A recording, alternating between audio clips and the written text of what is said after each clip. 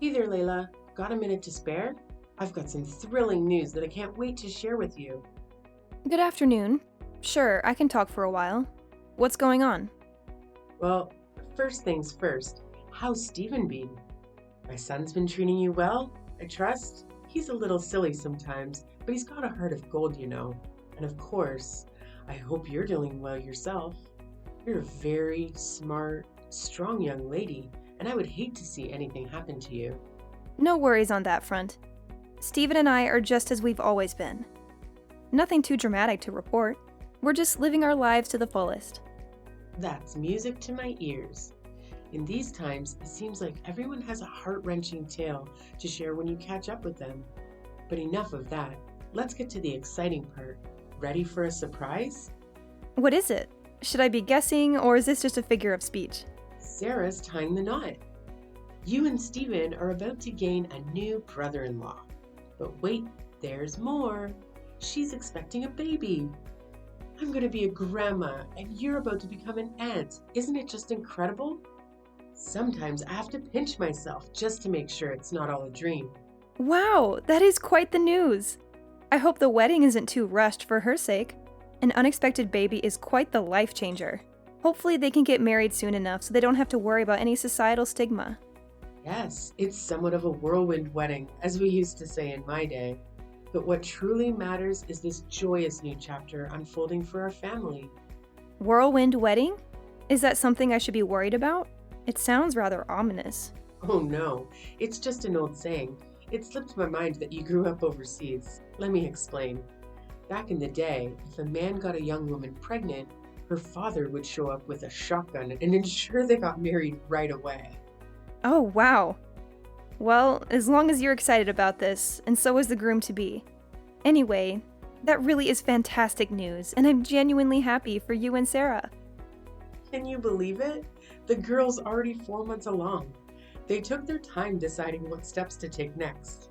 We need to find her a dress that'll accommodate her growing belly soon because it certainly isn't getting any smaller. Oh dear. Well, I'm sure there are dressmakers who specialize in such situations. You must be over the moon about the upcoming wedding. Absolutely. There's nothing quite like seeing your daughter walk down the aisle as a bride. And I hope someday that you'll get to experience this joy too, dear Layla. Speaking of weddings, we expect you and Stephen at the ceremony. Of course, wouldn't miss it. It's such an overwhelming feeling of joy that brings tears to my eyes. It reminds me of when I first held Stephen in my arms. I can only imagine how that feels. Could you do me a favor and pass on this news to Stephen? Once we sort out all the details, I will forward them to you. You know how he struggles with texting, and I don't want to disturb him at work or during his time with you. He'll be thrilled to hear he's going to be an uncle. Good morning, Layla. How are you today? I'm still over the moon about the news. But let me get to the point. What did you tell Stephen about the wedding? He called me last night, and I was expecting him to be ecstatic, just like us. But he was furious. I've never heard him talk to me like that. He wasn't just angry. He was confused and outraged even. He asked if we were joking with him. What's going on? Good morning, Tiffany. That's very odd. I didn't notice anything wrong with him. Actually, now that I think about it, I heard some yelling last night when I was in the bath, but I thought it was just the TV. Or maybe Steven getting excited over a game as he usually does. But that must have been when he called you. He didn't say anything to me about it. This is news to me. That doesn't make sense. I'm his mother, and I know when something's bothering him. All I did was share the news about the wedding with you, so something must have gone wrong somewhere. Are you sure you didn't say anything weird to him? Even by mistake? Well, I told him about the wedding and how happy you were to become a grandma, and that we were invited to join with them. That's all. Then why would he snap at me like that? Just a guess, but maybe this is still a touchy subject for Steven. Touchy subject? What do you mean? All I did was tell him that Sarah's pregnant. You should be happy for her. What's so upsetting about that? Tiffany, I was hoping we could avoid this conversation, but it seems inevitable now. You haven't forgotten about the accident 2 years ago, have you? The one where we lost our baby? How could I ever forget such a horrible thing? But it's in the past now, and you both need to move on from it, especially if that's what caused Steven's reaction. You make it sound so easy when it was a very traumatic experience for both of us. Traumatic? Isn't that a bit strong? Not when I have to relive that nightmare almost every day. Remember, I was as far along in my pregnancy as Sarah is now when you hit me with your car. It's not easy for us to just forget something like that, even though we've tried therapy and support groups. While I've always been better at hiding my feelings than Steven, I don't blame him for having a hard time with this news. And for the last time, it was an accident. The car's brakes failed. It wasn't my fault. Look, whether or not it was your fault isn't the point here. It's not like you meant to hurt me or our baby. And what do you want from me? It wasn't easy for me either. The guilt nearly killed me. Tiffany, I don't care what you do with your life. You can drive a cab or race a car for all I care. You have no idea what it feels like to lose a baby inside you. It wasn't like I had an abortion or something. The baby was alive and kicking. Oh, please. We all suffered a loss that day. Don't you think I loved that car? It was part of our family for so long, and then I had to scrap it because it was totaled. How can you compare your car to my miscarriage? Your car was just a thing. My baby was alive. Yeah, you said that before. After I paid for everything, the damages, the hospital bills, the therapy sessions, I've taken all the blame for that awful accident.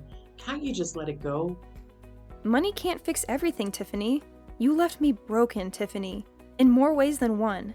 And now, even if Steven and I wanted to move on, we can't. You know I can never have another baby. Okay. I get what you might be upset about Sarah's wedding, but I really thought it would make you happy. Can't you be happy for her? Can't you look on the bright side? And Steven, he never had a baby inside him, and he didn't lose his ability to have kids. If he's so unhappy, why doesn't he just find someone else who can give him a child? He's a man after all. That's the most insensitive thing you've ever said to me, and that's saying something. This is why he yelled at you on the phone. All right, enough of this depressing talk. I'll send you the wedding details soon. And you better be there, both of you. You need some fun enjoying your life after all this misery. Trust me. Grab a pen and paper, Layla. I have some exciting news for you. Sarah and Joshua have finally set a date for their wedding. Hello, Tiffany. I hope you're doing well. Did you find a nice venue for the ceremony? Yes, thanks to you, my dear. Remember the hotel downtown where you had your reception? The one with all the Art Deco paintings and sculptures from the 1920s? Well, they had an opening, and it's very affordable. And I know a lot of people there from when we planned your wedding, so it's perfect. Oh, I see. That will bring back some memories for Steven and me. Isn't it wonderful? Anyway, this is going to be a small wedding, so we're sending out fewer invitations. Which is fine by me.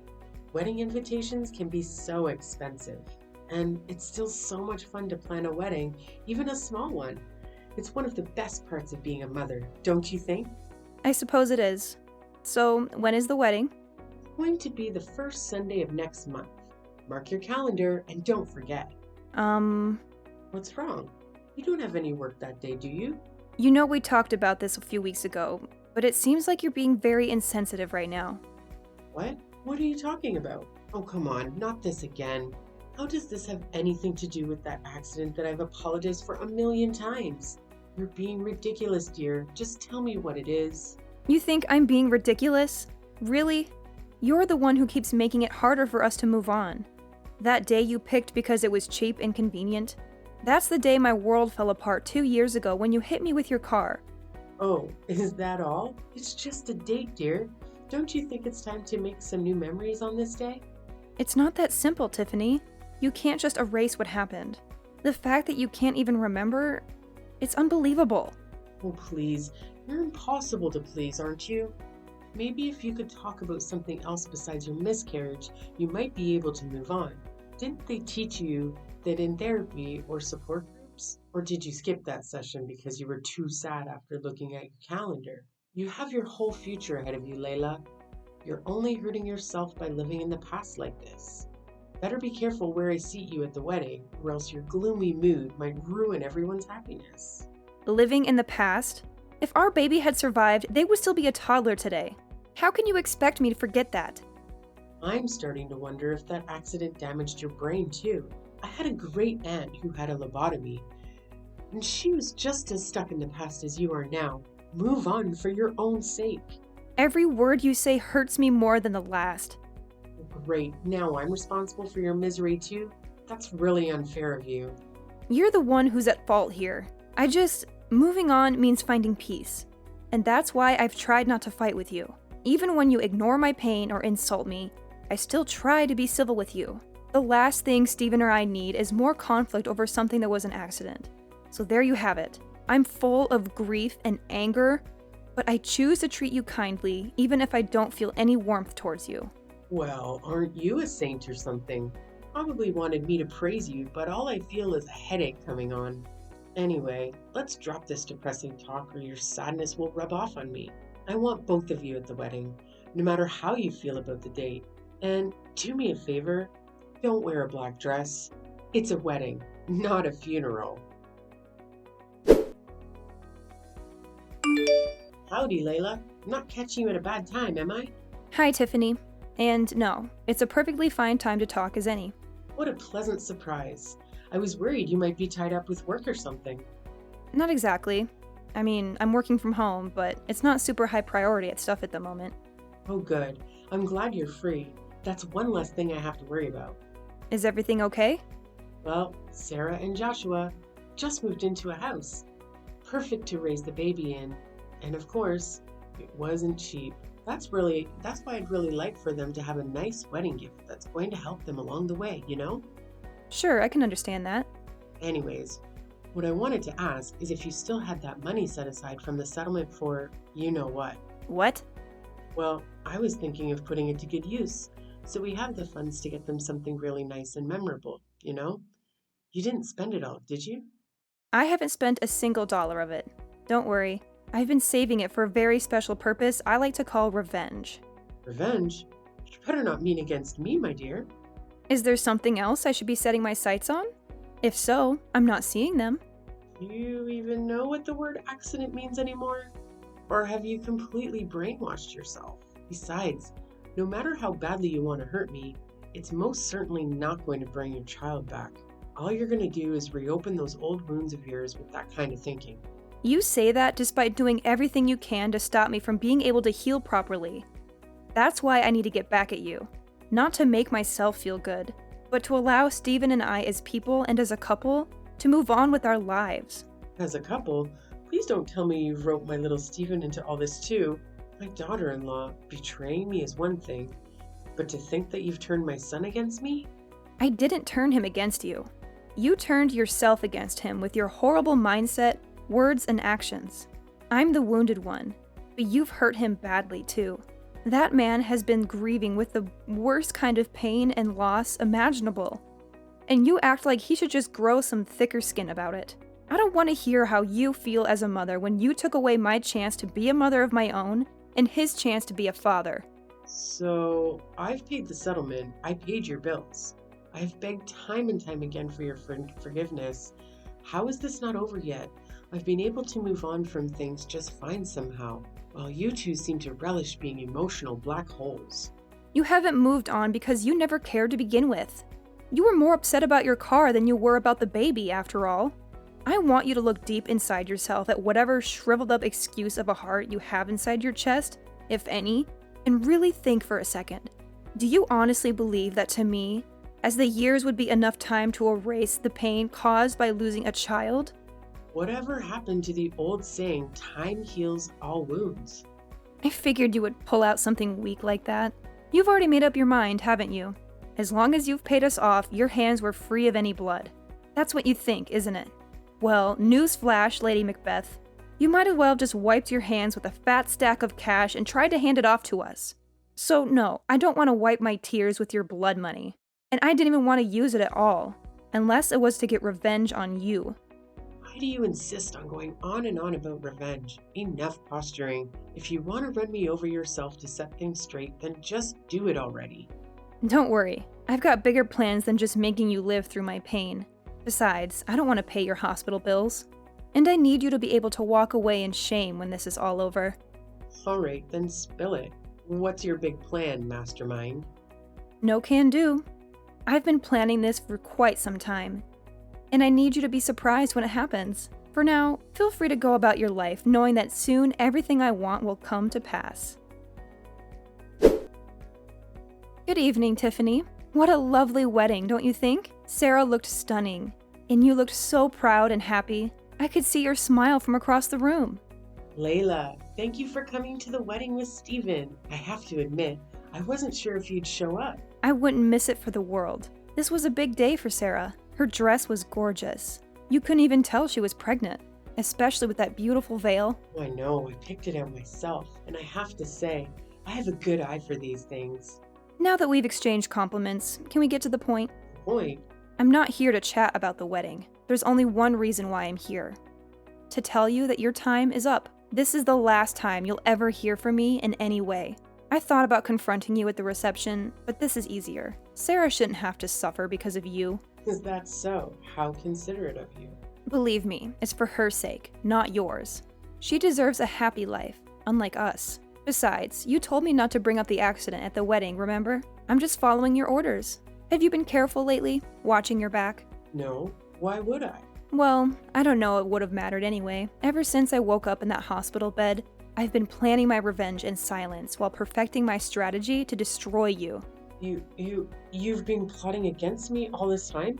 Obsessively? Obsessively, indeed. Right after I got admitted to the hospital, I asked Steven to hire a private investigator for us.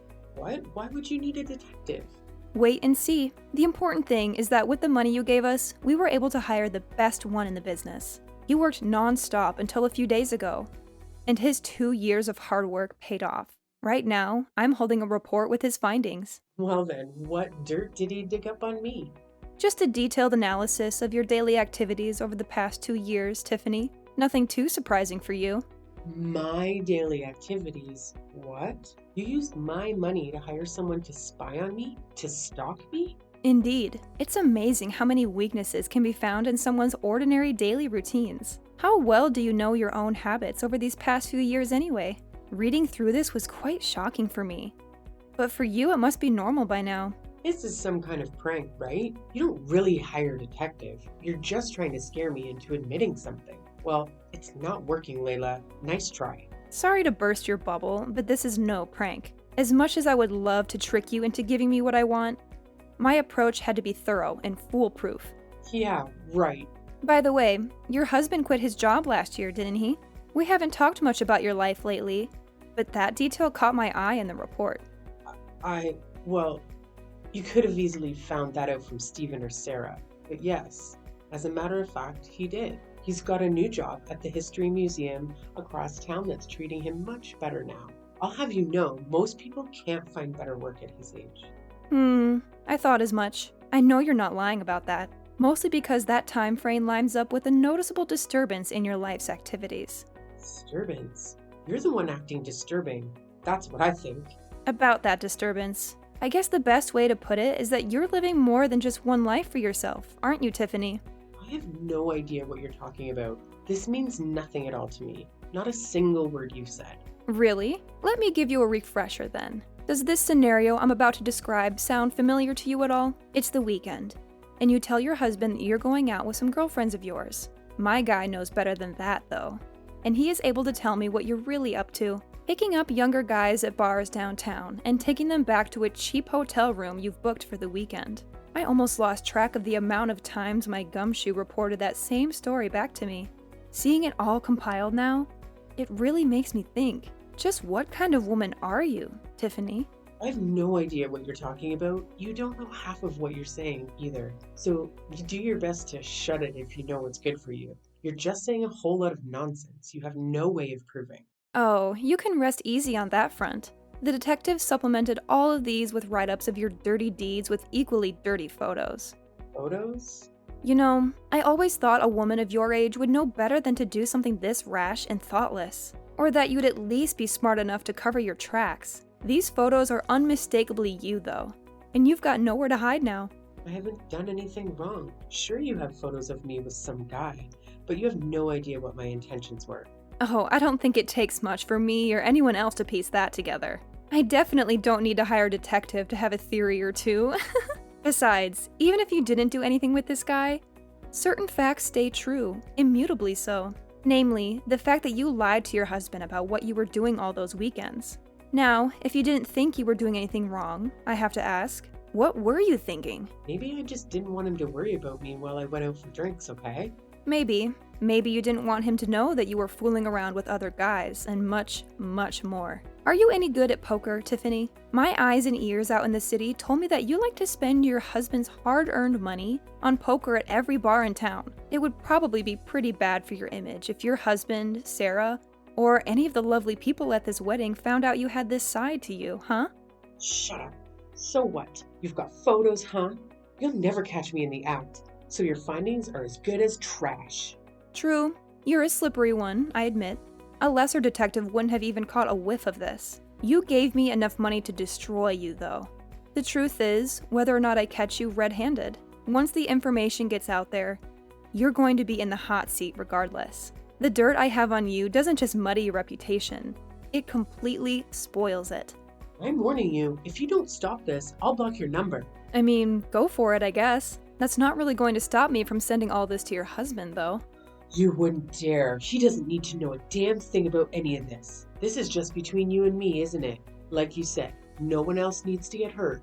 Really? I was sort of thinking he had a right to know that his wife is not only unfaithful to him, but routinely lies to him about that and her habit of throwing his money away. Telling him just seems like the responsible thing to do from my perspective. When I said I didn't want to hurt Sarah, it was because I wanted this day to be special for her. Well, if he found out, there's no way he'd do anything short of divorcing me, though. That's a good point. You and I both know there's nothing he hates more than a liar and a backstabber. Just imagine how he'll feel when he finds out how long this has been going on. I know you're a gambling woman, but I wouldn't bet on the odds of him staying with you if I were you. How would I be able to live without him? That's impossible. You can't do this to me. Yeah, without your husband's money, you're flat out broke, aren't you? I would offer to give you the money you used to settle with us back. But wouldn't you know it? I spent it all on that detective. Please, I'm begging you. Whatever you do, don't tell my husband. Don't tell Sarah or anyone else. Please. Your demands are getting less and less practical by the second, Tiffany. How am I supposed to just keep your secrets for you, Stephen and I already know, so what's the harm in letting your daughter in on the fun too? They're all going to figure it out sooner or later. You're wrong. They don't have to know a thing. Not as long as you can stop it, right? Wrong. I don't care about protecting you. Not after what you've done. You haven't protected us after all. Rather, you've tried to throw us into the deep end and watch us flounder time and time again. This is revenge, plain and simple. Not for the accident, but for how horribly you've mistreated us these past few years. Me, Stephen, your husband. Speaking of which, it really does seem like fate that it would all unravel on this day. Unlike you, your husband is well aware of the importance of this day. Seeing as he calls us regularly to check in and support us emotionally, he's coming by today to observe the life of the baby we never had as a family. You wouldn't know much about grief, though, unless it was about your car, I guess. He's coming to you? Yeah? Do you have a problem with that? It's already so late in the evening, you know. And besides, if he's going somewhere, I thought he would tell me about it. Right. Because you're always so truthful with him about what you get up to when the sun goes down. Well, why not hitch a ride with him in that case? Maybe he'll even let you get behind the wheel. It might be a tough sell for him, though, because he remembers everything about what you did on that horrible, tragic day. If you do, you won't tell him, right? You wouldn't do something like that if I came, right? He just told me he's getting ready to come, so he'd better make up your mind quickly.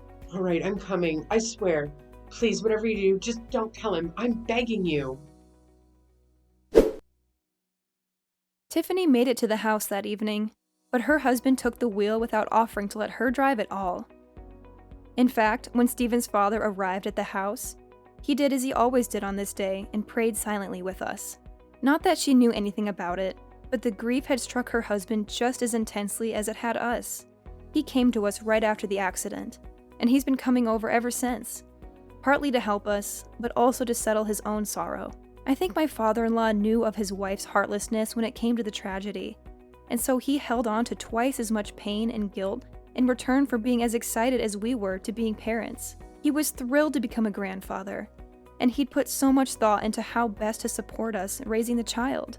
And so, my aspiration of revenge, though rooted in my desire to see Tiffany crumble, came to fruition in getting justice from my father-in-law. He deserved better than Tiffany's lies. When he learned the truth, he said nothing. He drove home with her in silence and divorced her the next day. He's a man of few but powerful words. I can't imagine his anger and disgust. He called me a few days ago to say the divorce was done, and Tiffany was living in a dump near her poker clubs. We gave him and his lawyers all the evidence we had. She didn't even fight back. Now he, Stephen, and I are free of her dark shadow.